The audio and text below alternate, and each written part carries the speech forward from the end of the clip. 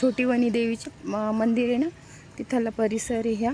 मी मोठ्या वणी देवीला चालले, मी तुम्हाला तिकडचं पण सगळं दाखवते. पण हां, मला बोलता नाही आलं तर ह्या ब्लॉगमधून समजून घ्या ती मोठी वणी देवी, कारण की गर्दी असते तिथं, खूप गर्दी असते. तर मला एवढी प्रॅक्टिस बी नाही ब्लॉग बनवायची, तर मी सुरुवात आहे माझी स्टार्ट. तर तुम्ही सपोर्ट करा, लाईक करा, कमेंट करा, शेअर करा माझ्या चॅनलला, जेवढं होईल तेवढं. बस तुम्ही साथ दिली तर पुढे जाईल. प्रॅक्टिसच नाही आहे मला ब्लॉग बनवायची.